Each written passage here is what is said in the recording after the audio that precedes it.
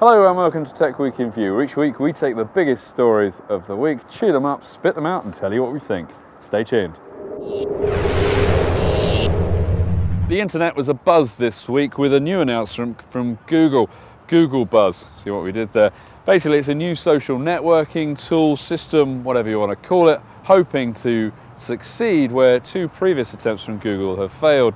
The idea is the new system will take on Twitter and Facebook and tap straight into your Gmail account, opening up 170 million users from day one.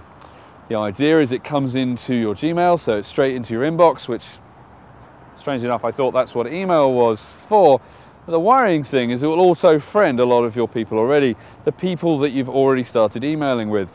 Now, don't get me wrong, I like the people I email with. Actually, I don't. And so therefore, I don't really want to become friends with them to learn what they had for breakfast. I like to keep that quite separate, i.e. in Twitter or in Facebook. And that's the big problem.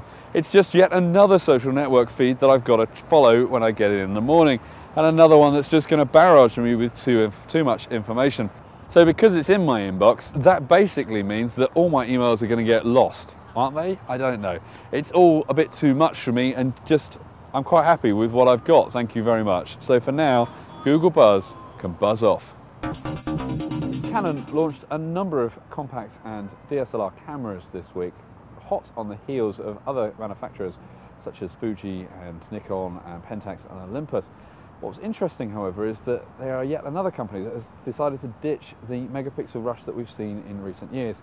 Now, that didn't admittedly stop them packing a couple of compacts with 14 megapixels and the DSLR with 18 megapixels, but it seemed to be a massive approach or a shift towards actually offering features that you and I would want rather than just bigger pictures. From Canon's point of view, that meant some things like miniature micro mode, which allows you to do something the photography world calls tilt shift. Basically, top is blurred, bottom is blurred, very much focused in the middle. That makes everything look like it's in a toy village. The other one is called a fisheye lens, which basically blurs the image, and I'm sure the guys at Megawatt in the editing studio have already done that to me right now. Of course, it's not just two funky, weird-looking photo editing options that have been included.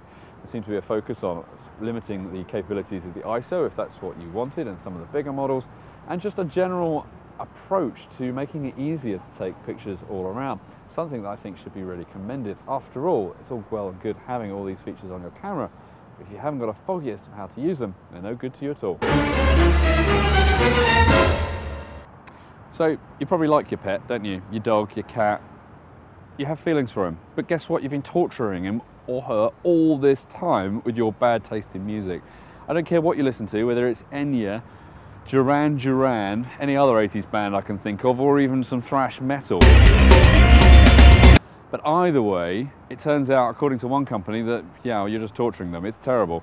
Basically, what's the solution? You buy them the pet speaker. It's a speaker dedicated to the frequencies of your favorite loving domicile cat or dog. So they're not like just hearing this high-pitched squeal of noise from the Saturdays or Girls Aloud. It's a bonkers idea. It's an amazing idea. We love it.